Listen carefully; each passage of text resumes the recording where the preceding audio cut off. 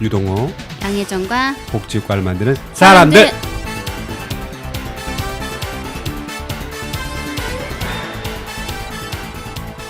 네, 안녕하세요. 네, 안녕하세요.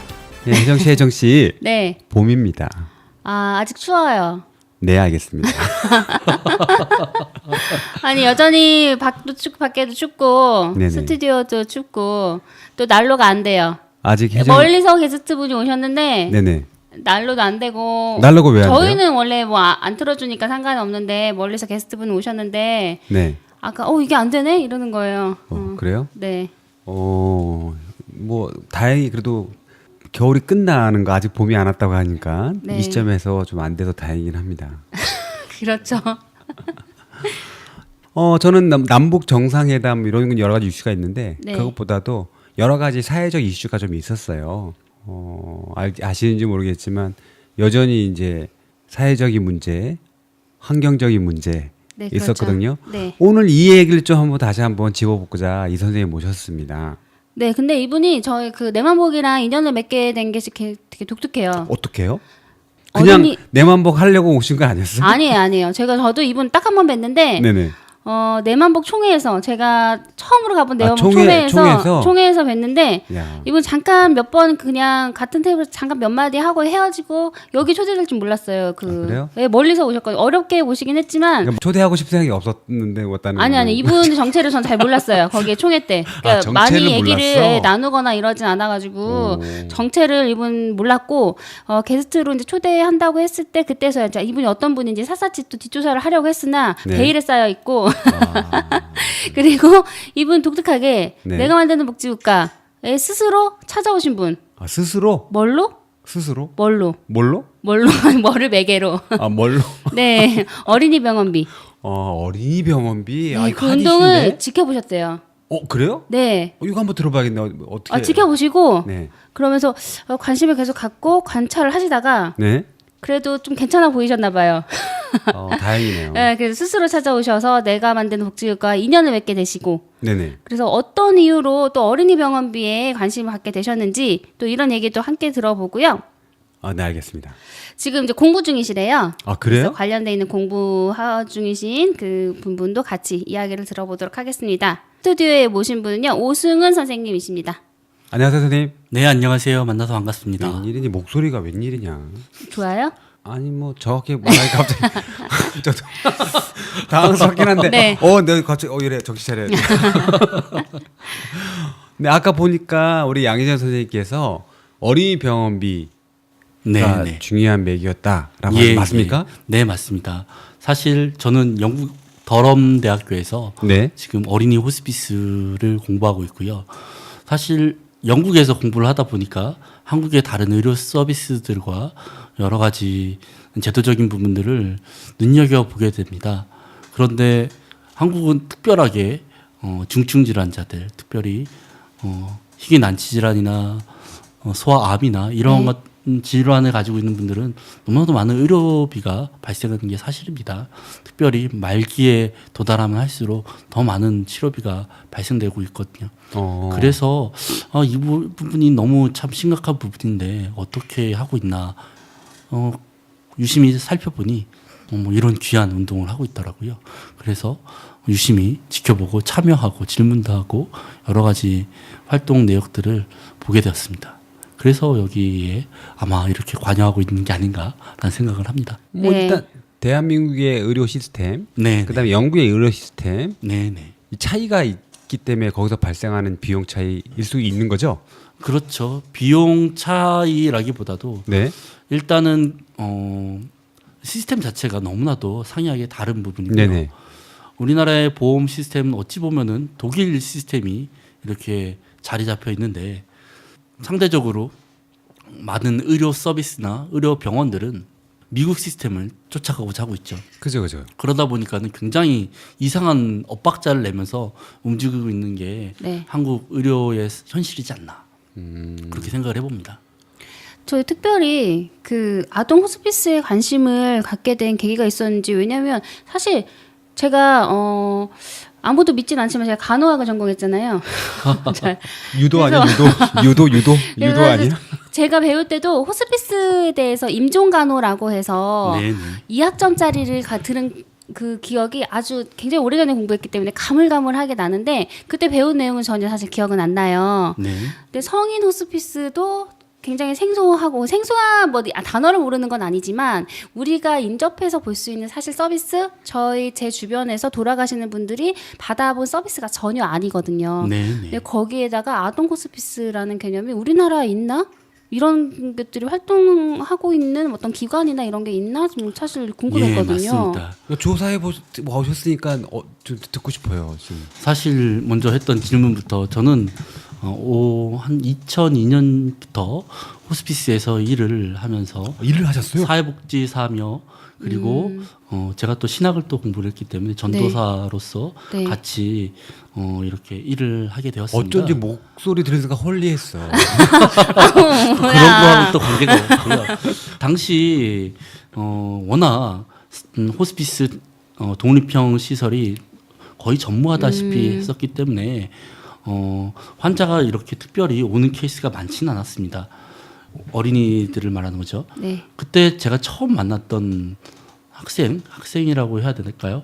한 18세였어요. 그 친구가 부모가 없고 고아원에서 버려지게 되고 고아원에서. 네. 그러다가 갑자기 몸이 안 좋은 상태에서 얘가 왜 이렇게 안 좋지라고 해서 큰 병원을 가보니 이미 모든 곳에 다 병이 다 퍼지게 됐고 암이 다 네네. 퍼지게 됐고 골수까지 다 퍼진 상태였기에 아무런 손을 쓸 수가 없는 상태로 이제 이쪽 호스피스 시설에 오게 됐던 거죠. 그 과정을 지켜보던 게 제가 처음 호스피스 환자를 봤던 경험입니다. 그리고 몇몇 이제 청년들 혹은 이제 어린이들이 한 몇 케이스를 더 보게 됐지만 그래도 제일 먼저 봤던 케이스가 제일 눈에 띄었었고요. 그러면서 좀 많은 생각을 하게 됐었습니다. 뭐 듣고만 해도 제가 뭐 그냥 많은 생각이 나는 정도인데. 당시 어느 누구도 네. 그 아이의 삶이 마지막에 도달할 때 가족이 찾아오지 않는데 네. 자원봉사자들과 그리고 저희 있었던 모든 스태프들이 마지막으로 천국 환송 예배라는 임종을 우리가 할 수 있게 도와주고 그리고 장례 서비스까지 우리가 모든 것들을 다 책임져 주었었거든요. 그 과정을 보면서 이건 너무나도 필요한 일인데도 불구하고 왜 여지껏 어린이 호스피스가 우리나라에 하나도 없을까? 지금 상급 병원에서는 어린이 호스피스를 그래도 좀 준비하고 있는 곳이 두 곳이 있습니다. 서울대병원과 네. 그나마 잘 하고 있는 병원을 말하는 겁니다. 세브란스 병원이 지금 두 군데가 열심을 내어서 하고 있으나 안타깝게도 네. 독립형 호스피스, 어린이 호스피스는 전무합니다. 이거는 정말 네. 개탄해야 될 일인 게 근 50년 가까이 네. 호스피스가 국내에서 시작이 됐고 시작이 돼서 끊임없이 움직여졌지만 성인 호스피스는 약 60개 미만으로 지금 생겼으나 60개. 예, 성인 호스피스가 아닌 어린이 호스피스는 하나도 없다라는 겁니다. 이건 정말 문제가 있는 거죠. 예. 수적으로 봐도 저희가 또 얘기를 들어보니까 혹시 뭐 이유가 있을까요? 왜 그 아동 호스피스가 되게 전무한 이유가 아동에 대해서는 약간 좀 뭐 저간 거야 아니면 정책이 뭐지 아직 몰랐던 건가? 제가 굉장히 충격을 받았던 것 중에 하나는 뭐냐면 네, 호스피스라는 말 자체가 네, 그 말 자체가 거대한 걸림돌입니다. 이게 되게 네. 의아한 이야기인데요. 영국에서는 호스피스를 다른 말로 홈이라고 이야기를 해요. 홈. 네, 집이에요, 집. 네. 우리는 집을 혐오스럽고 무섭고 아주 끔찍한 곳이라고 생각하진 않잖아요. 그렇죠. 홈이라고 얘기할 때. 네. 그런데 우리나라에 정착된 그 호스피스라는 그 이미지와 사람들이 가지고 있는 터부시되고 있는 그 모든 현상들은 하나의 공포로 사람들이 다가오고 있는 거예요. 그러다 보니까 호스피스라는 말 자체를 꺼내기가 너무 힘들다는 거죠. 제 옛날 얘기를 하나 좀 꺼냈으면 하는데요. 이거는 성인이 아니라 어른입니다. 네. 하루는 이제 호스피스는 6개월 정도 연명이 남았다라고 얘기를 하면 이제 호스피스 기관으로 연결을 시켜줘야 돼요. 그런데 그러지 않고 그 당시는 뭐 지금은 어떤지 좀 더 나아졌을 거라 생각이 들지만 그때엔 의사 선생님이 굉장히 늦게 호스피스 시설로 보낼 수 있도록 의뢰를 하시는 겁니다. 그러다 보니까는 한 달이 뭡니까? 한 달도 채 못 살고 떠나는 경우가 있어요. 그러면은 그 남은 임종을 아름답게 준비할 수 있는 그 기간을 갖기가 너무 어렵습니다. 아내 되시는 분이 정말 임종 증상이 보이는 상태로 우리에게 오셨기 때문에 마지막에 그 아름다운 이야기들을 좀 하고 장례 절차는 어떻게 해야 될 것인지 여러 가지 마지막 정리를 어떻게 해야 될 것인지를 도와드려야 되는 일들을 해야 돼요. 그 상담을 해야 되는 게 저의 업무이거든요. 네. 그래서 그 얘기를 꺼내려고 하는데 갑자기 제 멱살을 잡고 내 경험상 내 목회 경험상 살아날 수 있는 사람이다 라고 이야기를 하시는 거예요. 그래요? 그럼 너무 신앙심이 좋다라고 얘기해야 되는 건지 포기해야 되는 수 없는 그 이야기를 하시는 건지 저는 제 이야기를 얘기를 하는데 멱살을 잡히니까는 그 이후 업무 보기가 너무 힘들었던 그 안타까움이 있는 거죠. 마찬가지로 아마도 똑같은 어린이들에게 혹은 부모님들에게 더 그렇게 작용되지 않을까라는 생각이 듭니다. 내 아이는 죽을 때가 안 됐다. 내 아이는 살 수 있다. 라는 게 더 많이 평배해지지 않을까요? 어느 누구든 그렇게 생각하지 않을까 싶습니다. 아이라면 더 네. 그럴 것 같아요. 그러니까 연세가 더 많이 들어간 어른들 같은 경우에는 사실 그 죽음이라는 것들이 더 다가오고 있다라는 거를 알고 있고 생의 마지막은 당연히 누구나 있다라고 생각을 하지만 아이들에 대해서는 그런 준비들이나 그 가족들까지도 그 대상으로 사실 그 포함시킨다고 하면은 굉장히 큰 상처나 뭐 죽음에 대해서 죽음의 경험에 대해서 뭐 비교가 가능하진 않을지 모르겠지만 네, 그런 네. 트라우마 이런 것들은 훨씬 더 심할 것 같긴 해요. 맞습니다. 후회감도 크고요. 네. 죄책감 역시도 더 큽니다. 나중에 저하고 좀 인터뷰를 하신 몇몇 분들이 하시는 말이 내가 도대체 무슨 짓을 했을까? 내가 도대체 무슨 짓을 했을까라는 그 후회라는 네. 말을 여러 번 반복하시더라고요. 그 부분은 좀 눈여겨봐야 될 부분이 아닐까라고 생각이 듭니다. 우리나라가 그 올해인가요? 그 법을 시범으로 통과했다고 했나요? 아니, 법이 시행이 시작이 됐어요. 그죠? 사전 연명 의료 의향서 네라는 그 법은 이제 올해 시작됐고 네. 그 전해에 호스피스 시범 사업과 관련해서 이제 법안은 이미 통과가 돼서 시행하고 있는 단계입니다. 지금 시작하기라도 하여튼 그런 그 우리가 그 부분에 대해서 네. 조금이라도 좀 체계화되고 네, 또 네. 관련된 분들의 총의가 모이고 꾸준히 역할이 돼야 되는 시발점이 됐으면 하는데 듣고 보니까 이게 그냥 아까 호스피스에 관련된 사회복지만 전공해서 될 것 같지는 않다고 생각했는데 아니라 다니까 뒷조사한 결과 네. 많은 걸 공부하고 계세요. 원래 많은 게 공부하게 할 수밖에 없는 분야긴 한데 보니까 뭐 아까 뭐 신앙 얘기도 하셨지만 철학?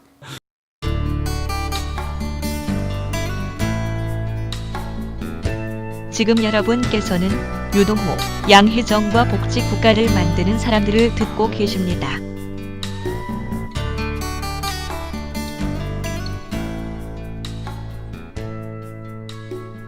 사회 복지를 했고요. 철학을 했고 그리고 신학을 한 겁니다. 그래서 학사가 두 개가 있고 신학과 사회복지를 했고요.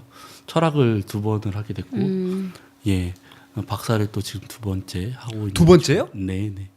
첫 번째는 어떤 철학을 했고요. 철학 박사? 네, 지금은 이제 네. 영국에서 지금 하고 계신 게 사회복지인데 네. 이게 참 영국이 재미있는 게 네. 융복합 연구를 할 수 있도록 굉장히 잘 지원을 해주고 있습니다. 제가 그동안 오랫동안 공부한 것은 의료윤리와 관련돼서 공부를 했고 특별히 대리인의 의사결정과 관련해서 공부를 계속하고 있었습니다. 그래서 더 심화시켜서 아동, 청소년의 대리인의 의사결정과 관련해서 지금 연구를 하려고 특별히 이제 사회복지사들이 여기에 관여하게 될 때 네. 어떻게 해야 될지에 대한 부분을 더 관심을 가지고 지켜보고 있습니다. 저는 또 사회복지사이고 네. 이 부분에 있어서 어떻게 관여할지 또 어떻게 중재해야 될지에 대한 부분을 눈여겨보고 싶은 거였습니다.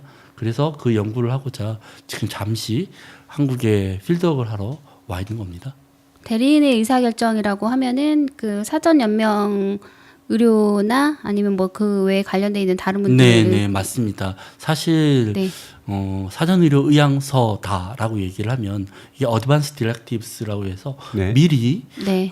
어떠한 의료적인 처치, 의료적인 치료를 내가 할지 안 할지에 대해서 결정을 하는 거고요. 네. 그러한 의사가 있다는 걸 밝히는 겁니다. 그러나 우리가 뭐 의료적인 부분만을 고려해야 될 부분은 아니거든요.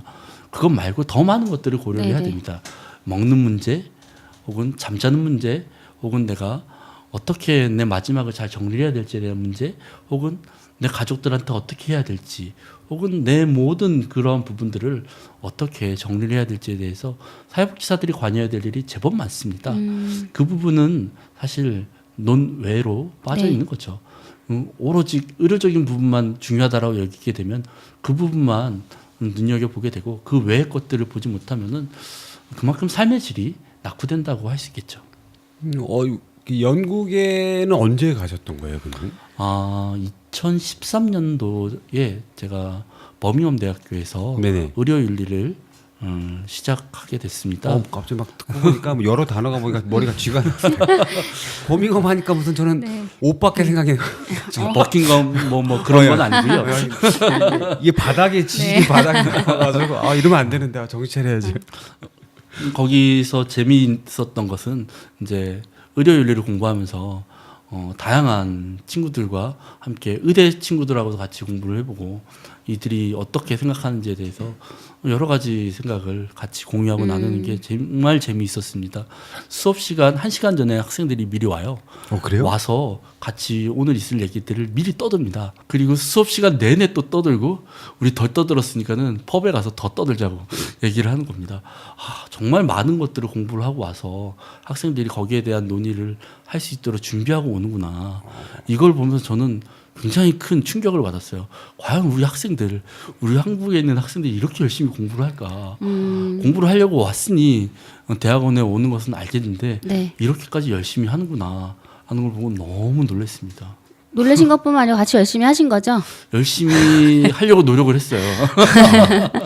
혹시 같이 그걸 같이 했기 때문에 얘기 듣고 보니까 놀랍네요, 저도. 아니 그 선생님 얘기를 듣다 보니까 그 생각나는 영화가 있었어요. 어떤 영화? 패치 아담스라는 영화가 있었는데 제가 네. 사회복지를 전공하고 일하는 사람들한테 꼭 이거는 봐라라고 해서 한동안 추천을 하고 다녔었거든요. 왜냐하면 예, 저 역시 사람을 마찬가지입니다. 대하는 기본적인 가치와 윤리관이 있는 영화예요. 그게 그러니까 예. 어떤 의료 세팅에서는 이루어지는 일이긴 한데 사람을 대하는 일을 하는 사람들에는 꼭 봤으면 좋겠는. 예. 저도 네, 그래서 네. 학생들에게 사회복지 현장 실습을 하는 학생들이 이제 실습을 하고 그들에게 꼭 보라고 하는 영화가 그거였고요. 이 패치라는 말이 아픈 상처가 있을 때 그걸 덮어준다라는 그 의미가 있거든요. 마치 이게 케어의 기본적인 부분이지 않겠나. 그걸 보고 무료 호스피스를 좀 많이 고민을 했었습니다. 그 영화에 또 만들기도 맞아요. 했고요. 예. 죽음을 앞두신 분들에 대해서 그 주인공이 그러니까 어떻게 유쾌하게 더 마지막에 원하는 것들 더 이뤄주고 죽음을 또 유쾌하게 그 직면하고 이런 과정들을 사실 다루고 사람이 사람으로서 대하는 그런 과정들을 사실 대하고 있거든요. 그래서 그때 아직도 그 대사가 하나가 기억이 나는 게 어떤 거요? 인간의 바다로 들어간다라는 표현이 나와요. 대사 중에 의료인이 본인이 그 의사가 되는 길이 인간의 바다로 들어간다라는 그런 대사도 나오거든요. 한번 꼭 보세요. 안 보신 것 같은 표정인데. 아니, 예, 그런 것 같습니다. 그렇죠. 아니 안 본 게 네. 아니라 네. 뭐안 보기도 했지만 네. 양희성 씨가 딱 이렇게 말하니까 네. 아까 유도학과 전공 아니냐 해서 간호학과 전공 맞는 거 아니에요? 이거 제가 실수할 뻔했네. 네, 아니네요. 로빈 윌리엄스의 연기가 정말 압도적입니다. 아, 네. 갑자기 영화로 얘기가 로빈 흘렀는데. 윌리엄스 하니까 같이 본 것 같습니다. 아닌 것 같아요. 표정이. 어? 네, 아직 아닌 것 같고. 아무튼 그 얘기하신 일련의 그 말씀들의 기조가 그런 이제 느낌이 들어가지고 제가 보통 그러니까 그 죽음이라기보다 사람한테 관심이 있으니까 그 죽어가는 사람들, 죽음을 앞둔 사람들에 대한 네, 어떤 네. 또 특별한 그리고 그분들을 위한 어떤 사회복지적인 관점, 네, 인간의 맞습니다. 관점에서 이제 좀 바라보고 싶은 것 같아요. 네. 그래서 이 활동에서 또 확대돼서 좀 지금 우리나라에서 와 계신 동안 또 삼성 그 반도체 네네. 활동과 또 가습기 피해자 관련한 또 활동을 해오고 계신다고 또 얘기를 들었습니다. 활동이라기보다도요. 네. 사실 제가 하는 연구 방법론은 네. 에스노그래피 민족지라는 그 방법을 가지고 지금 하고 있는 겁니다. 질적 연구 방법 중에 하나인데요. 실질적인 현장 가운데 가서 그 사람들의 이야기를 들어보고 그리고 그 가운데 제가 푹 잠겨서 이들의 삶과 내 삶이 하나로 좀 될 수 있도록 찾아보는 것들을 하는 게 네. 바로 이 민족지 방법입니다. 그래서 우리가 대부분의 질병들은 그 질병의 원인이 무엇인지 잘 모릅니다. 그래서 사람들이 죄책감을 느끼거나 무언가 얘기를 하게 될 때 당신의 잘못이 아닙니다라고 얘기를 하고 그리고 반드시 거기에 대한 이 사람의 길티 필링, 죄책감을 느끼게 될 때 그걸 벗어나도록 유도를 하고 거기 당신의 잘못이 아니다라는 걸 반드시 명명을 해야 되거든요. 네. 그 사람 잘못이 아니니까요. 네. 원인이 어떤 부분인지도 모르는데 끊임없이 내 잘못이라고 얘기하면은 더 깊은 우울감에 빠져서 힘들어할 수 있습니다. 그런데 상대적으로 질병의 원인이 무엇인지 밝혀진 명백한 사건들이 드러나 있습니다. 삼성 LCD 공장에서 일하다가 네. 정말 천천병력 같은 진단을 받고 소아암부터 시작한 대부분 질환들이 다 소아암에서 나타나는 질환들이거든요. 백혈병이라든지 정말 듣도 보도 못한 암들을 사람들이 진단을 받게 됩니다. 그러므로 말미암아 말도 안 되는 진료비가를 다 내야 되고 그 모든 과정 가운데 있다 보니 생계를 막막하게 지게 되고 대부분의 그 과정에 계셨던 분들은 여성분들이시고요. 네. 그리고 젊은 여성이에요. 상대적으로 고등학교 3학년쯤 됐을 때 이 사람들이 발탁이 됩니다. 그리고 반에서 가장 공부를 잘하는 학생들이 대부분 그 공장에 지원을 하게 돼요. 그죠. 또한 아무튼 삼성이라는 네, 그게 중요합니다. 네. 그럼 머리가 좀 빠듯빠듯한 친구들, 도시도 아닙니다. 농어촌 지역에 있는 분들이 여기에 지원을 하게 됩니다.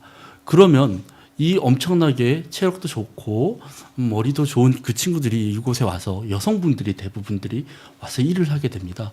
그러다가 때가 되면 이제 그만 일하다가 그만둬야지라고 할 수도 있겠지만은 그래도 자기 하나만 보고 살고 있는 가족들이 있기 때문에 쉽게 일을 또 그만두지 못하고 고된 일들을 다 감내하면서 일을 하다가 질환에 걸렸던 분들이 그 삼성에서 그리고 반도체 공장에서 일했던 분들입니다.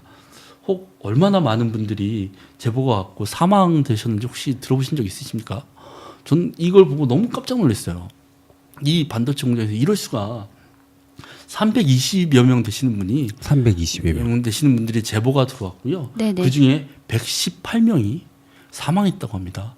이건 너무나도 큰 숫자고요. 한 공장, 한 기업체 한 공장에서요. 여러 공장이고요. 네. 삼성전자, 삼성전기, 네. 삼성 SDI, 테크원, SDS 등 이러한 다 곳에서 삼성에서 네네 네, 한 기업. 한 기업이죠. 그러나 공장은 여러 다양한 네네. 공장인 것이고요. 그곳에서 제보가 그렇게 들어오고 심지어 이제 먼저 세상을 떠나보내신 분들이 벌써 118명이나 된다는 겁니다. 이분들은 그러면 산업재해 판정이나 보상은 다 받고 계신 건가요? 일부 지금 10년 동안 이 싸움을 네. 계속적으로 끌고 왔는데 몇 분만 산업재해를 받았고요. 보상과 관련돼서는 아직 그 어떤 이야기도 지금 거론되고 있지 않은 상황입니다. 그럼 백혈병과 같은 병, 그 난치병이죠. 난치병에는 네네. 사망률이 320명 중에 118명이라고 하면 어마어마한 사망률을 나타내고 있는 건데, 맞습니다. 그러니까 발현한 그 증상에 발현하신 분 중에 그러면 치료비나 이런 것도 엄청나게 많이 들었을 것 같아요. 네네, 근데 그렇죠. 보상도 받지 못한 상태에서 했으면 더 많은 네. 어려운 생활고에 시달릴 수밖에 없게 되고 그러므로 인해 어떻게 헤아릴 수 없을 만큼 고통 가운데 있는 것이고 더 나아가서 사랑하는 딸이 그렇게 먼저 세상을 떠났다. 부모들은 더 큰 죄책감 가운데 있게 됩니다. 그리고 젊으신 분들이 많이 또 그렇죠. 사망을 하셨겠네요. 네네. 그러면 부모님들 입장에서는 조금 부모님들한테 효도하겠다고 어린 나이에 20살에 이번에 맞습니다. 취직하는 친구들이 많진 않잖아요. 네네. 타지에 나가서 공장에 가서 일을 하다가 병을 얻어서 사망을 하는 네네. 병을 얻거나 진짜 사망을 하는 이런 경우인데 특별히 며칠 전에 네. 여성의 날이었는데 국제 여성의 날이었는데 이러한 사건이 좀 더 좀 잘 조명이 되길 바라는 마음에서 제가 더 상세히 얘기를 한 것입니다. 네. 회사에서는 자기 작업장에서 관련이 없다라고 계속 그렇죠. 하니까 현재 네. 이렇게 계속 누적되고 있고 유독 이제 계속 관련된 것을 그러면 왜 거기서 그게 많은 사망자와 희생 피해자가 나오는지에 대해서 명확한 관계를 봐야 되는데 아니다 하는 거 아닌가 하는 걔는 생각이 많이 듭니다. 맞습니다. 네. 이분들은 우리는 그러지 않았다라는 얘기를 계속적으로 하고 있어요. 우리가 한 적이 없다. 계속적으로 얘기를 하게 되면은 문제점이 명백하게 드러나는 거죠. 사실 노동자들이 일하면은 당신들은 무슨 일을 하고 있고 당신들은 사용하는 화학물질이 얼마나 위험합니다라고 알려줘야 돼요. 네. 그런데 작업장에서 그러한 것들을 알려주지 않았다라는 거예요. 아무도 이게 얼마나 네네네. 위험한지 이 사용하는 그 화학물질이 얼마나 끔찍한지에 대해서 어느 누구도 들을 적이 없다고 얘기를 합니다. 그래서 돌아가신 황유미 이 아버님께서 알 탈을 쓰고 여러분 네네. 알 권리가 중요합니다. 네네. 여러분 무엇이 다른 것보다도 위험을 낮추기 위해서는 이 알 권리가 중요합니다라고 많은 이야기를 했다고 이야기를 합니다. 네. 6일 전인가요? 이분들이 어떤 집회를 행진을 하셨다고 들었는데 좀 그 얘기를 네. 좀 했으면 좋겠습니다. 사실 그 집회의 가장 핵심되는 네. 그 먼저 신고를 해서 떠난 그 황유미 네. 아버지께서 딸아이의 추모식을 그렇게 하게 된 겁니다. 가장 먼저 이 사건을 알게 됐고 피해자가 산업재해가 얼마나 심각한지에 대해서 알려야 되고 자기들이 피해자들이 당사자들이 이걸 증명을 해야 되는 어려움에 처해져 있기 때문에 그래서 서울 르네 박물관 앞에서 저기 앞에 있는 지금도 농성하고 있는 강남에 있는 큰 삼성 본사 앞에까지 저희들이 행진을 하게 됐습니다. 가면서 삼성의 잘못된 부분들을 뉘우치게 하고 그 모든 현실에 대해서 더 외치는 소리를 해야 되는데 안타깝게도 그날 이슈를 덮어버렸습니다. 초반부에 얘기했던 미투 운동으로 인하여 네. 안희정 사태가 너무 컸기 때문에 이 이슈들이 다 묻혀서 너무 안타깝게 됐습니다. 이게 사실 그것 때문에 묻힐 이슈는 아니었는데 우리가 삼성공화국이라고 불릴 만큼 우리나라에서 삼성이 차지하고 있는 그 파워가 어마어마한 거잖아요. 맞습니다. 사실 이 이슈 하나 저희 뉴스에서 본 건 아니고요. 오늘 또 그 우승훈 선생님 출연하시고 이런 활동을 하신다길래 제가 이제 기사를 검색해서 사실 찾아본 거였고요. JTBC에서도 다루진 않겠죠. 지금도 준비하고 있는 걸로 저는 알고 그래요? 있습니다. 네네. JTBC에서요? 네네. 믿어주세요. 믿을까요? 네네. 좀 네네. 믿겠습니다. 좀 네네. 다뤄줬으면 좋겠고 사실 전에 그러니까 이런 몇 번의 언론을 통해서 나오긴 했지만 굉장히 간략하게 이러이러한 거고 의혹이 있고 뭐 연관성이 있다고 뭐 주장하는 그런 듯한 그 유의 어떤 방송들이 짤막하게 사실 나와서 국민들한테는 이렇게 어마어마한 사망자가 났고 피해자들이 있다는 사실을 잘 알지 못하실 거라는 거죠. 그리고 아까 말씀하신 것 중에 피해자가 그걸 증명해야 된다. 거대한 기업인 삼성을 상대로 피해자가 그걸 증명을 해내야 되고 국가도 개입하지 않고 있다라는 거잖아요. 국가도 방해를 하고 있습니다. 방해를 하고 있다고요? 방해를? 네. 사실 삼성을 굉장히 점잖게 네. 이야기를 합니다. 당신들이 여기에 우리의 그 결과물들을 보여주는 것에 있어서는 우리의 영업 비밀을 당신이 누설시키는 것입니다라고 점잖게 얘기를 합니다. 어떤 압력을 행사를 하거나 무언의 어떤 것들을 하지 않고 굉장히 점잖게 얘기를 한다고 합니다. 그러면 위에 분들이 알아서 그 모든 사건을 취하시키고 거기에 대해서 함구하게 한다고 합니다. 이에 대해서 좀 더 자세한 이야기를 네. 제가 하기보다도 오랫동안 그 활동하고 계신 반올림 네. 대표 되시는 분과 얘기하시는 건 어떤지 네네네. 제가 한번 전화 연결을 해보겠습니다. 이거 간만에 전화를 하는 것 같은데요.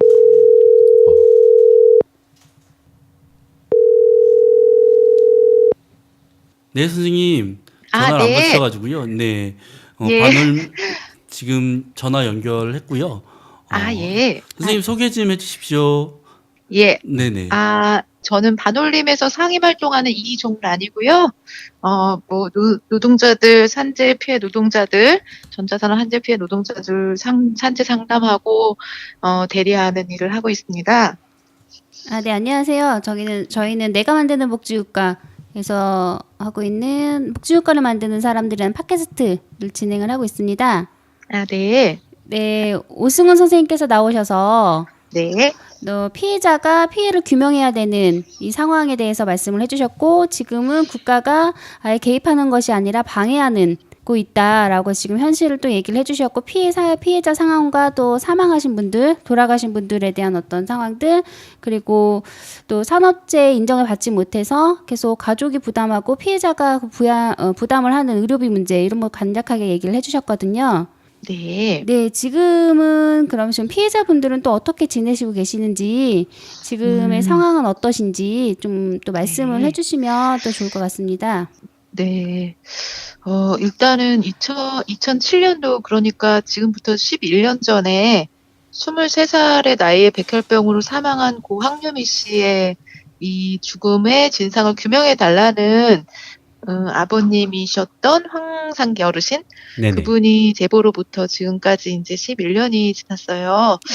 처음에 단 한 명의 이 직업병 피해자에 대한 의심이 그 또 다른 제보자를 이제 찾아 나섰었고, 또 황유미와 같은 피해를 보신 분들이 계속 나도 똑같은 백혈병에 걸렸다. 네. 반도체 공장에서 일하다가 뭐 이런 식으로 제보를 주신 분이 굉장히 거듭 반복해서 나타났었고요. 그래서 삼성 반도체와 삼성 LCD 공장에서 일하다가 백혈병이나 또 뇌종양과 같은 희귀암, 또 다발성 경화증과 같은 희귀 난치성 질환에 걸렸다고 제보해 오신 분의 숫자가 저희 이제 작은 단체인 반올림의 제보해 온 숫자인데, 삼성 반도체 LCD 공장에서만 한 236명, 그 중에서 80명이 사망하셨고요. 네.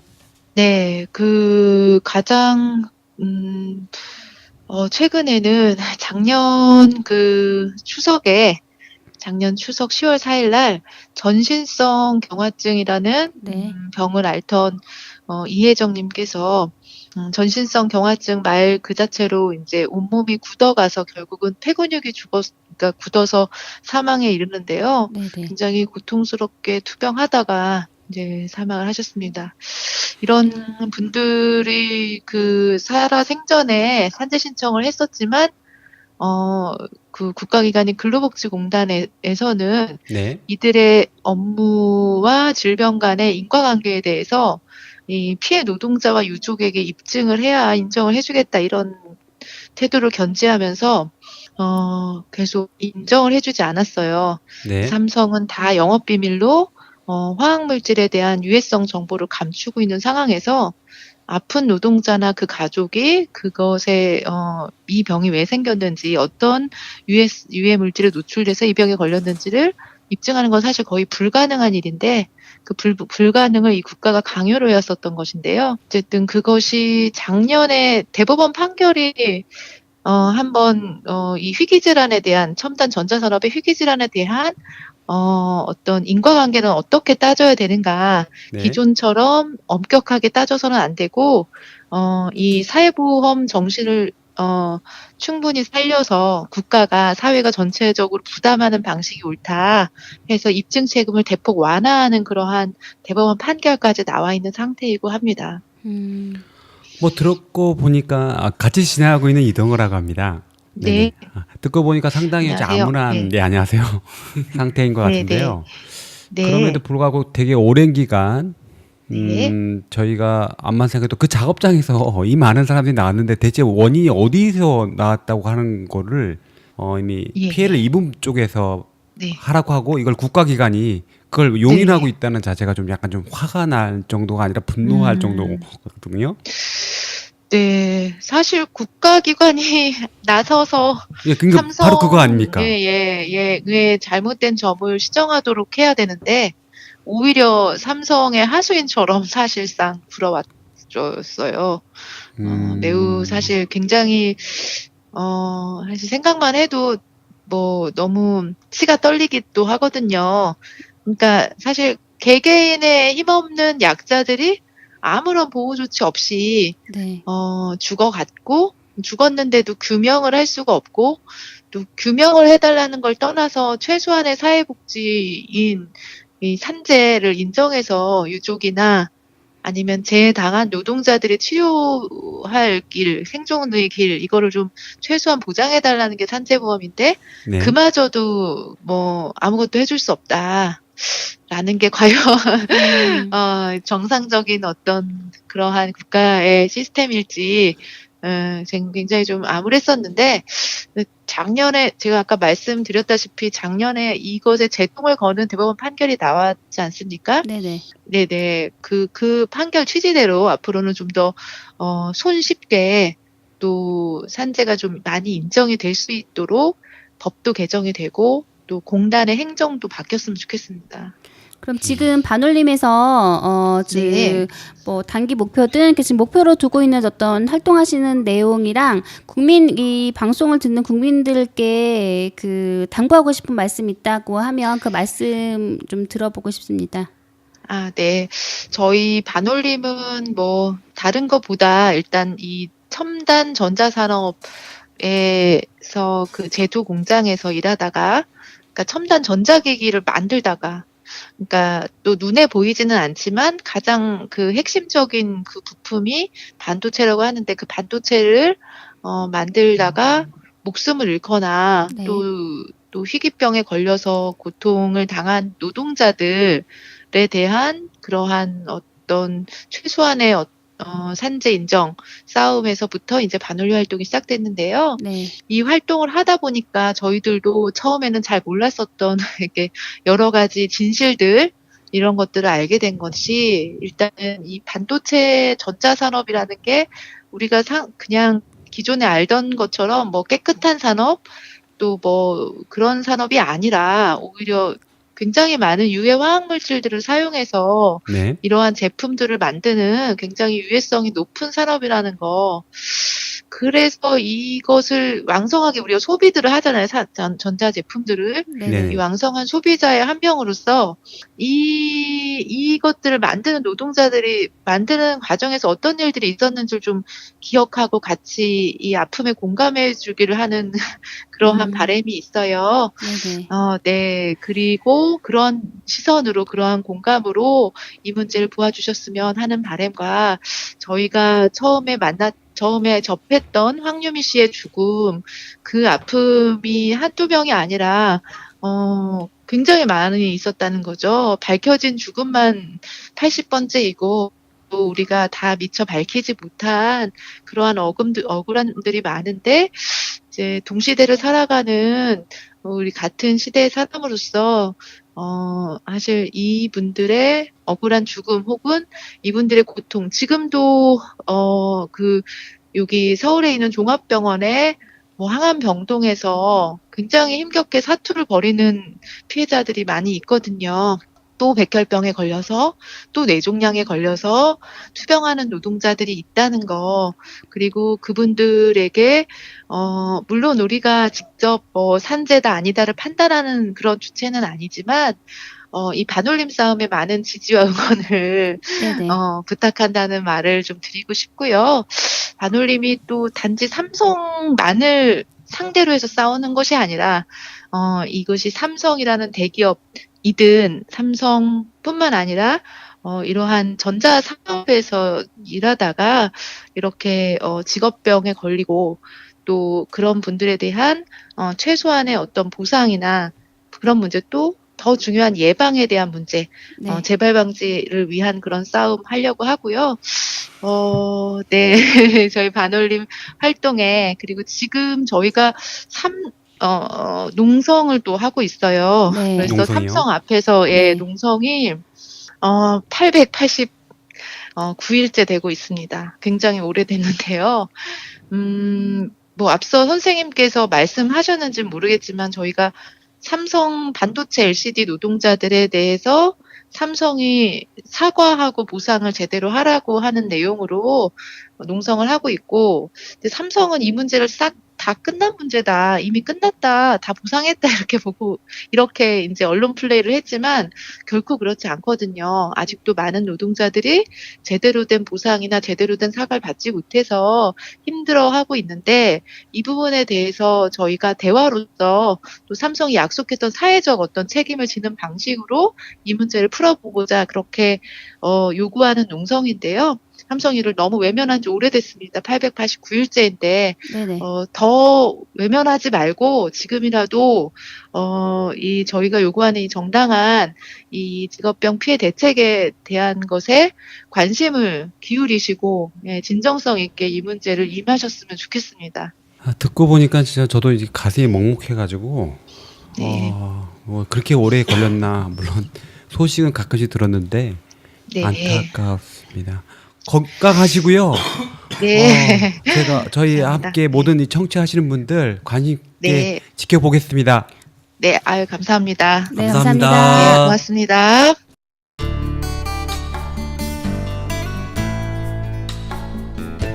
지금 여러분께서는 유동호, 양혜정과 복지 국가를 만드는 사람들을 듣고 계십니다.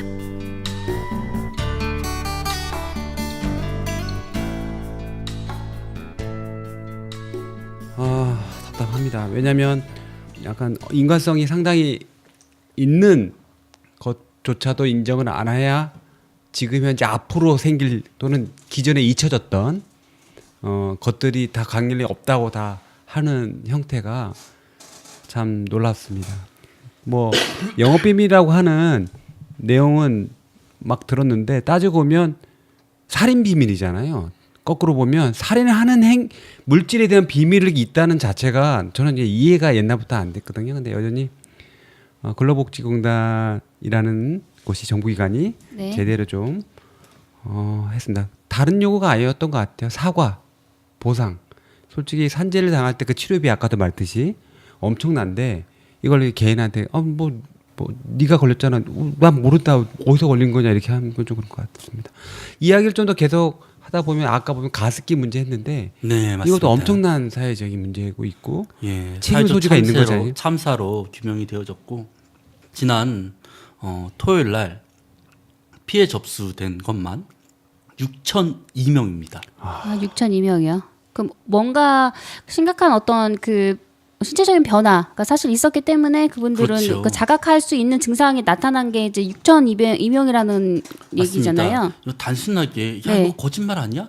뭐 이상한 거 그냥 네네. 갖다 낸 거 아니야? 뭐 이렇게 우리가 생각해 볼 수 있습니다. 그러나 접수하는 과정이 그렇게 쉽지만은 않습니다. 당시 그 제품을 샀던 영수증 그리고 실물이 있다면 실물을 네. 또 증빙을 해야 되고요. 혹은 그것 말고 내가 정말 병원을 다녀왔는지에 대한 의무 네. 기록이 있지 않습니까? 네네. 그것까지도 같이 첨부를 하게 됩니다. 그러니 그 모든 과정들을 다 챙겨서 제출한 사람이 네. 6,002명이랍니다. 그리고 그 피해자들이 다 같이 그래도 좀 어느 정도 경증이거나 뭐 이랬으면 좋겠지만 그렇지 않고 심각하게 상태가 안 좋아져서 세상을 떠나신 분이 1,302명이라고 합니다. 와. 이거 1,302 명? 정말 많은 숫자입니다. 엄청난 숫자. 이거는 국가적 재난 사태인데요. 맞습니다. 국가적 재난 사태로 이미 선포가 되었음에도 네. 불구하고 우리 벌써 문재인 정부가 출범한 지 이제 1년이 다 돼가는 시점인데 특조위가 완벽하게 꾸려져서 이 사건의 진상 규명이 정확하게 이루어지지 못하고 있다라는 게 개탄할 일입니다. 아니 이게 왜 이렇게 안 되는 거라고 죠? 저도 이 부분에 있어서는 여전히 정부가 너무 미덕지근하게 움직이는 것이 아닌가. 아무래도 내일이 아니기 때문에 그러는 것은 아닌지. 저도 여기에 대해서 왜 그런지에 대해서는 좀 국회의원들이 좀 찾아가서 좀 물어보고 싶고요. 네네. 네. 더 중요한 건 피해자들의 이야기를 좀 우리가 좀 들어봐야 되지 않을까라는 생각이 좀 들어요. 그 의미에 있어서 피해자분들을 좀 중에 가습기 피해자들이 네. 여러 피해자들 대표분들이 계세요. 한 16명 정도 된다고 하시는데요. 그분과 함께 좀 이야기를 좀 했으면 해서요. 네, 직접 그분을 좀 이야기를 연결을 듣는, 좀 네. 해드리면 어떨까 싶습니다. 네. 예, 직접 피해를 겪으신 분. 네, 맞습니다. 어머님 안녕하세요. 저 오승훈입니다. 통화 가능하세요? 예, 예. 네, 네. 어머님 소개 좀 잠시 해주세요. 어머님 안녕하세요. 여기 내가 만드는 복지국가 라디오에 예. 지금 연결했습니다. 저는 유동우라고 합니다. 네, 안녕하세요. 양혜정입니다. 네, 안녕하세요. 저는 가습기 살균제 피해자 너나울이라는 모임의 대표를 맡고 있는 이은영이라고 합니다. 네, 안녕하세요. 네, 지금 현재 선생님한테 간략한 얘기는 들었는데요. 네. 현재 어떤 상태가 있고 어떤 문제가 있고 앞으로 좀 어떤 심정이 있는지 좀 듣고 싶습니다. 일단은 저희 피해자들이 단계별로 피해 등급을 나누다 보니까 네네. 거기에서 오는 피해가 너무 오랫동안 피해자들한테 벗어날 수 없는 어떤 굴레처럼 예. 그렇게 저희를 올가매고 있는 현실과 마찬가지로 살고 있거든요. 네네. 그래서 저희 입장에서는 사실 계속해서 정부에서 발표했던 그 폐섬유화 네. 뿐만 아니라 또 폐섬유화라는 게 그 폐섬유화가 하나의 진단으로 나올 수 있는 폐섬유화만 있는 것이 아니거든요. 그죠? 폐섬유화도 여러 가지 상황 이런 것들로 인해서 폐섬유화가 올 수가 있거든요. 예. 근데 그런 것들은 사실 다 배제가 되고 정부에서 구성한 전문가들이 인정하는 어떤 기준을 만들었던 게 그 양상이 꼭 보여야 되고 뭐 이런 되게 까다로운 조건을 계속 달았었어요. 네. 그러다 보니까 피해자들은 수백 명이 그때 당시에는 신고를 했지만 인정받은 피해자는 200명 정도였고 200명밖에 안 됐었습니까? 예, 200명 정도였고 지금은 이제 뭐 피해 신고자가 6,000명 정도 이제 넘어가고 있지만 네. 거기에서 인정되는 정부에서 아직까지도 인정되는 피해자가 한 1,000명 정도 될까? 그 정도로 제가 지금 알고는 있는데 네. 근데 그것도 지금 여전히 정부에서 그 등급으로 계속 가고 있기 때문에 기본적으로 네. 그 피해자들이 다른 어떤 피해를 호소하고 있어도 아직까지도 그 기준을 저희가 넘어서기가 너무 힘든 현실에 있거든요. 그리고 저희가 그 피해 기준 자체가 굉장히 현실적으로 그러니까 좀 불합리하고 네. 저희가 이해하기가 어렵고 공감하기가 힘든 부분들이 너무 많아서 네. 그런 것들을 좀 설명을 듣고자 했고 좀 저희를 납득시켜 달라고 오히려 우리가 몰라서 그럴 수도 있고 전문가가 아니어서 그럴 수도 있으니 우리를 오히려 납득을 시켜달라. 우리가 이렇게 정말 몰라서 그러는 거면 우리가 그럼 납득을 당하고 이해를 하는 걸로 끝낼 수도 있는 것 아니냐. 그렇게도 얘기를 했었거든요. 근데 그때도 정부는 제대로 된 설명을 해주지를 않았었어요.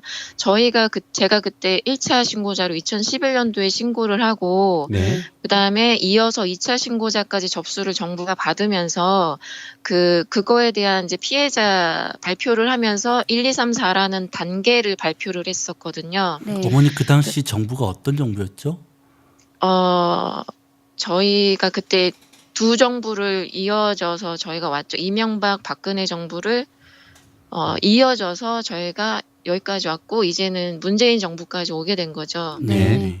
근데 그때 당시에는 어쨌든 저희가 그렇게 통보를 받다시피 하면서 종이 2장을 받았거든요. 우편물로. 네. 근데 거기에는 저희가 상식적으로 저는 그렇게 생각했고 다른 분들도 그렇게 생각을 했었는데 이 판정을 받을 때는 당연히 내가 검사를 했던 기록에 대한 거에 대한 비교치라든지 뭐 정상은 이렇지만 우리가 보는 피해자의 기준은 이렇다라든지 좀 눈으로 볼 수 있는 좀 병원에 가면 그렇잖아요. 저희가 검사를 하면 의사 선생님께서 그쵸, 화면이나 뭐 이렇게 띄워주시면서 정상은 이렇지만 우리가 뭐 정상치에 가깝다라든지 뭐 정상으로 나왔습니다라든지 이런 설명을 눈으로 보여주시면서 이해할 수 있게 해주시잖아요. 네네. 네네. 근데 정부에서는 종이를 딸랑 2장을 보내왔는데 그런 내용은 정말 한자도 없고 그냥 정부에서 그 폐 질환에 대한 거기에 이제 가능성 높음, 가능성 적음, 가능성 거의 없음, 가능성 없음 이런 식으로 예, 그 단계별로요. 예, 그 단어 하나에 대한 설명 정도로 한 장을 채우고 네. 그리고 또 그거에 대한 이제 부가 설명이라고 해봤자 뭐 그 서울대에서 이거를 했었고 뭐 이런 식의 약간 좀 전혀 도움이 안 되는 우리가 원하는 그런 정보가 아닌 그러니까 그런 식의 정보가 담긴 종이 2장을 저희가 받았었거든요.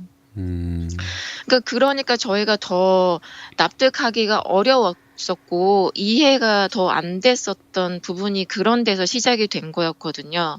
그러니까 피해자들은 판결을 받을 때, 그 결과를 통보를 받을 때도 그런 식의 좀 너무 그러니까 성의 없는 그런 걸로 받는 게 아니고 내가 당연히 사용을 했으니까 피해자라는 생각 전제로 그 신고를 했는데 아예 그 단계로 피해자들 구분을 해버리니까 정부에서는 1, 2단계만 피해자로 인정을 했고 3, 4단계는 피해자가 아닌 걸로 일단은 치부를 했거든요.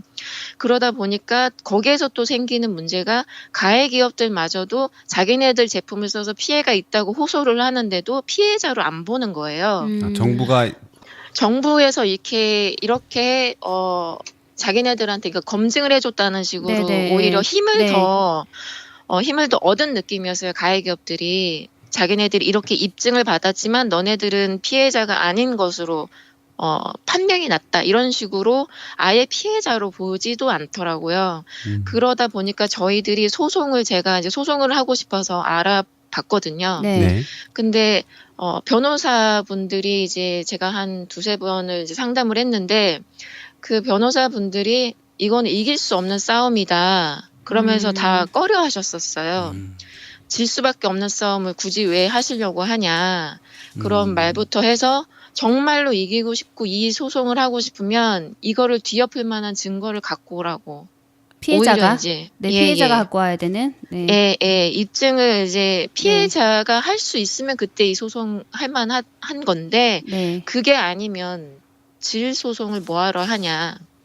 이제 그런 식으로 이제 변호사하고의 상담에서도 굉장히 낙심을 할 수밖에 없었고 또 소송을 할 수 있는 아무래도 이제 조건이 됐던 1, 2단계 분들은 이제 그때도 이제 소송을 그래서 준비를 하시면서 이게 아무래도 이제 정부가 인정을 했으니까 조금은 이게 금방 일이 끝날 거라고 생각을 했었거든요. 그분들도. 근데 네네. 그게 굉장히 오래 가해기업 뭐 옥시라든지 이런 데서 롯데나 홈플러스 이런 데서도 인정을 하지 않으면서 피해자들한테 어떤 배상이나 이런 것을 하는 게 아니라 재판에서 소송으로 이거를 자기네들이 판단을 받겠다. 계속 그렇게 시간을 끌었었거든요. 그러다 보니까 정부는 그 발표한 이후에 피해자들이 계속 호소를 했어요. 왜 폐에만 피해가 있다고 생각을 하느냐. 그죠. 이 피해라는 게 흡입을 하면서 이게 온 몸으로 들어갔는데 네네. 하다못해 호흡기 쪽에는 당연히 문제가 다 있어야 되는 거 아니냐. 네. 그리고 피해자들이 다 그런 쪽에 대한 피해를 호소를 하고 있는데 네. 왜 이렇게밖에 피해를 이렇게 규정을 하느냐 그렇게 얘기를 했을 때도 환경부의 대답은 전문가들이 판단해서 만든 기준이기 때문에 자기네들은 어떻게 할 수가 없다. 이런 식으로 전문가들한테 어떤 그 대답을 들을 수 있는 공을 넘기더라고요. 근데 그렇다고 해서 저희가 그 전문가분들을 만날 수 있는 기회조차 주지 않았거든요. 전문가분들이 만나는 거를 어려워한다. 부담스러워한다 이러면서 그런 자리조차 만들어준 적이 없고요. 그러니까 다 배제를 한 거예요. 저희가 뭔가 해답을 듣고 싶은 부분에 대해서는 환경부가 다 배제를 시킨 거죠. 그리고 제가 계속 어떠한 거에 대해서 좀 더 연구라든지 이런 거를 해야 되는 거 아니냐라고 했을 때도 기다려라.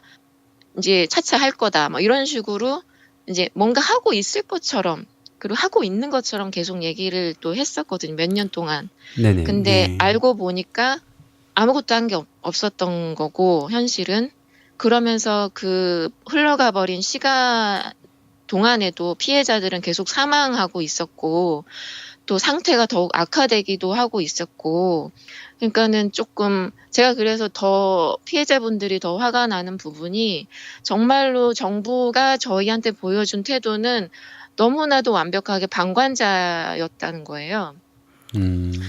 정부라는 어떤 시스템은 그러니까 피해라는 게 뭐 작고 크든 이런 걸 다 떠나서 저희 피해 규모가 사실은 작은 규모도 아니고 이것 자체의 발단이 된 것은 어떤 법에 대한 어떤 그 구멍들이 많았고 그거를 다 지켜주지 못한 어떤 책임도 분명히 있었고 네. 그리고 공무원들이 그거를 더 그러니까 좀 캐치만 조금만 더 했었더라면 그런 것들 좀 미연에 방지하거나 아니면은 그 찾아낼 수 있는 시간을 조금 더 이 피해를 막을 수 있는 시간을 더 단축할 수 있었다라는 그런 상황들이 중간중간에는 분명히 있었거든요. 네네. 근데 그런 것들에 대한 책임은 전혀 정부가 그거를 책임이 있다라고 아예 생각을 안 하는 그런 태도를 저희한테 보였고, 그리고 가해 기업들 역시 정부가 그렇게 책임을 인정하지 않으니 가해 기업들은 오히려 더 떳떳하고 당당하게 피해자들을 외면하고 사과할 필요성도 못 느끼고 그런 태도를 저희한테 계속 일관적으로 보여주니까 저희 피해자들이 계속 그런 것들을 반복해서 겪으면서 이렇게 좀 중간중간에 이렇게 피해자분들끼리 얘기를 나눌 때 네. 얘기를 나눴던 게 우리한테는 나라가 없는 것 같다. 네. 얘기 듣고 우리를- 보니까 저희가 많은 얘기를 더 들어야 될 수 있는데 좀 시간이 좀 많이 제한적인 게 좀 안타깝습니다. 막 끝으로 이런 상황에서 어떤 그 요구 사항 있잖아요. 짧게.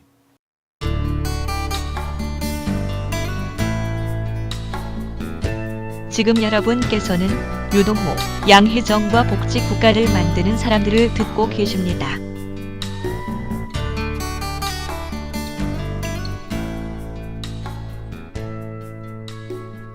저희는 여태까지 이제 피해자 활동도 하고 여러 가지 그 정부 부처 간의 그런 것들을 계속 요구하면서 지금까지 제가 겪어온 바로는 네. 시스템이 전혀 없다라는 거였거든요. 이런 문제가 생기든 이런 상황이 생기든 이런 요구 조건이 접수가 되든 이거에 대한 대응할 수 있는 시스템 자체가 없다라는 게 굉장히 문제였었던 것 같아요. 네. 그러다 보니까 대응도 거의 없었고 이런 것들이 굉장히 심각했었던 것 같은데 그래서 저희가 그런 것들을 조목조목 그 정부의 요구를 계속하고 있어요. 근데 계속 해도 이게 반영이 정말 안 되고 있거든요. 지금 저희한테 굉장히 중요한 건 의료 지원이거든요. 네네. 네. 왜냐면은 피해자들이 지금 살아남은 피해자들이나 지금 뭐 페이식을 받고 생존 기간이 정말 최소 5년 너무 그게 조금 더 여유 있게 건강하게 몸이라도 관리가 될 경우에 10년을 바라보고 페이식하고 지금 또 버티고 계시는 분들도 계시는데 네.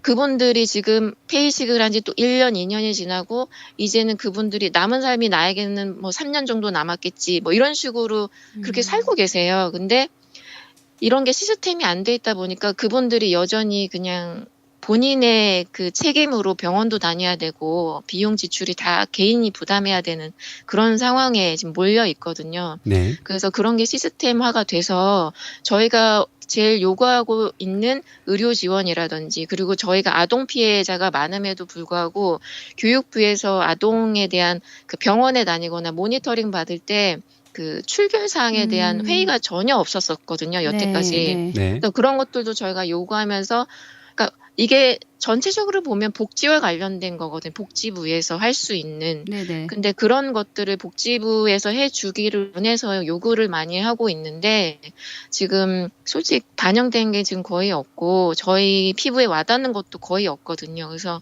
대통령을 만나면 정말로 많은 것들이 해결이 될 거라는 기대와 희망으로 피해자분들이 그날을 정말로 기대를 했고 그 이유를 더 큰 기대를 했는데 솔직히 말씀을 드리면은 좀 아직도 변한 게 없다는 게 피해자들한테는 더욱더 지치고 더 서운하고 나라에 서운하고 좀 그러면서도 한편으로는 조금 더 신경을 많이 써주셨으면 하는 부탁을 계속 드릴 수밖에 없는 그런 입장이어서 정부에서 어쨌든 피해자들이 가장 요구하고 있는 이런 문제에 대해서는 좀 더 귀를 기울이고 적극적으로 나서서 좀 해주셨으면, 왜냐하면 피해자들의 생명이 지금 왔다 갔다 하고 있는 현실에 있으니까 이것만큼은 좀 우선적으로 좀 처리를 빨리 좀 해주셨으면.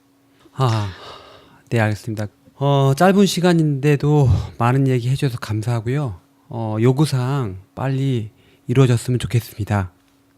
네, 감사합니다. 좀 많이 관심을 계속해서 여기저기서 이렇게 좀 많이 가져주시고, 제가 네네. 마지막으로 좀 한마디를 좀 더 덧붙인다면, 네. 저희가 일반인이었고, 진짜 네. 저도 그냥 아줌마였다가 이렇게 피해를 아이랑 받고 이렇게 싸우게 된 상황이 됐는데, 원치 않게 싸우게 됐지만, 저희가 정말 한계를 많이 느끼는 게 저희가 전문적이지 않다 보니까, 여러 가지 필요한 사항이나 현실에 있을 때 도움받을 곳도 없었고 스스로 공부해서 싸워야 됐었거든요. 그래서 지금은 좀 많이 좀 관심을 전문가분들이 가져주셔서 조금 더 도움을 많이 주시는 쪽으로 좀 도와주셨으면 하는 게 마지막으로 조금 이 방송에서 네네. 하고 싶은 그런 마지막 얘기인 것 같아요.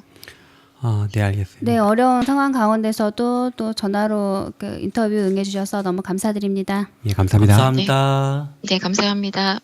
네, 가습기 살균제 피해자 분의 말씀도 좀 들어봤고요. 저희가 이제 두 분의 또 인터뷰를 하다 보니까 시간이 조금 더 많이 더 흘러간 것 같습니다. 네네. 그래도 네, 좀 당사자분들의 네, 문제점을 겪어보니까 여전히 우리 사회에서 관심을 가져야 될 지점, 그리고 놓쳤던 지점을 많이 좀 돌아보게 된 것 같습니다. 가장 안타까운 것은 그 두 사례 가운데 있는 부분은 피해자가 직접 바로 자신의 안타까움을 증명해야 된다는 게, 이게 너무 힘든 일인데 그 힘겨운 싸움을 하고 있다는 게 너무 안타까운 것 같습니다. 네, 두 분의 또 말씀을 들어보니까 오히려 국민의 보호자가 되어야 줘야 될 국가가 다국적 기업과 대기업의 어떤 보호막을 하고 심지어 방관을 하거나 아예 그들을 보호하는, 그리고 국민들의 어떤 그 죽음에 이르는 국민들을, 그리고 아까 말씀하신 분 중에 살아남은 피해자라는 말씀을 너무 하셨거든요. 살아남은 피해자. 앞으로도 계속 지금도 계속 고통을 겪고 있는, 네네. 또 아까 폐이식을 하시는 분들 같은 경우에 죽음을 앞두고 있는 피해자분들이란 얘기거든요. 맞습니다. 근데 그분들을 지금도 정권이 바뀌었음에도 불구하고 여전히 방치되어 있고 또 방관하고 있는 정부의 역할. 어떻게 고칠 수 있도록 해야 될지 네, 너무 또 안타까움이 있는 것 같습니다. 네, 네, 뭐 걱정이 되는 것은 이렇게 어마어마한 것들이 이렇게 또 어마어마한 시간을 들였음에도 여전히 피해자들이 계속 버티어야 되는 절벽에서 좀 안타까운 정도. 다른 사건과 달리 이 피해자들은요, 보고를 하고 이렇게 자신의 아픔을 신고한다는 것은 엄청난 힘든 일입니다. 왜냐하면 내가 물건을 사서 그 물건으로 인해 내가 스스로 가족들에게 피해를 입혔다라고 얘기를 하는 부분이 있어요. 그렇다면 스스로 안에 있는 죄책감과 네네. 분노함과 스스로를 미워하는 마음이 너무나 가득합니다. 그래서 이들이 이렇게까지 먼저 발벗고 나섰다라고 한다면 그렇지 않은 사람들은 더 많이 있을 거라는 거죠. 그 아동 호스피스 문제나 지금 반도체 문제나 가습기 가습기 문제가 모두 다 들여다 보면은 그 한 가정이 무너지는 맞습니다. 그런 굉장히 큰 사건들로 연결돼 있는 걸 좀 사실 볼 수가 있고, 또 다시 들여다 보면 국가 시스템이 정말 이렇게 부재해 있다. 안전과 재난에 네. 있어서 정말 지켜야 될 가장 기본적인 것들이 하나씩 벽돌이 빠지듯이, 기초석이 빠지듯이 그렇게 무너져가고 있는 걸 보고 있는 것 같습니다. 시간이 많이 지났으니까 저희가 퀴즈도 안 냈었어요. 네. 빠르게 퀴즈 좀 내주시겠습니까? 네, 저희가 여러 가지 또 이야기를 또 듣다 보니 또 퀴즈를 평소 때처럼 딱 목소리 톤을 막 높이기가 어려운 부분이 네, 있어요. 네. 그래서 너무 어려우신 분들 이야기를 듣다 보니까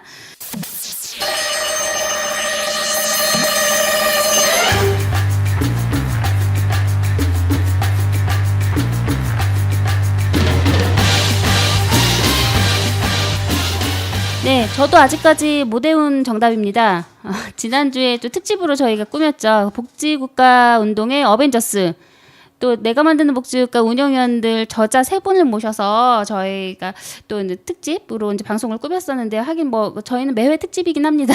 네. 특집으로 꾸몄었는데 그분들이 사실 홍보용으로 나오신 거였죠. 뭐 특별한 이슈라기보다는 그 책 새로 출간된 책을 홍보하기 위해서 널리 읽히고 하고자 책을 그 홍보를 하는 방송을 했었는데요. 바로 퀴즈가 그 책 제목을 맞추는 겁니다. 몇 글자인지도 저는 모르겠고요. 그 지난 방송에서도 몇 번 언급은 됐는데 아마도 그 틀리셨을 거예요. 제목을 틀리시기도 하시고 하셨는데 그 책 제목을 조사 하나도 틀리시면 안 됩니다. 정확하게 써주셔야지 정답을 맞추신 분께는 또 그 책을 선물로 드리겠습니다. 몇 명이나 드리나요? 1명이요. 와. 집에 돌아가셔서 저희 방송이 올라가기 전에 맞히시면 좀 티가 나는 거니까 업로드 된 다음에 정답을 올려주시면 되겠습니다. 이 시간이 됐기 때문에 이제 선생님 지금까지 네. 많은 얘기를 해주셔가지고 저도 많이 배우고 공감을 하고 있습니다. 또 작은 시간이지만 마지막 마무리할 수 있는 뭐 느낌이라든가 아니면 소회를 밝혀주시면 좋겠습니다. 우리가 복지국가를 얘기를 함에 있어서 요람에서 무덤까지라고 이야기를 합니다. 호스피스를 얘기를 하고 아동 호스피스를 얘기를 한다는 것은 죽음 이후의 사후, 그리고 우리 모두 가족들의 아름다운 행복까지도 우리가 고려를 해야 된다는 거죠.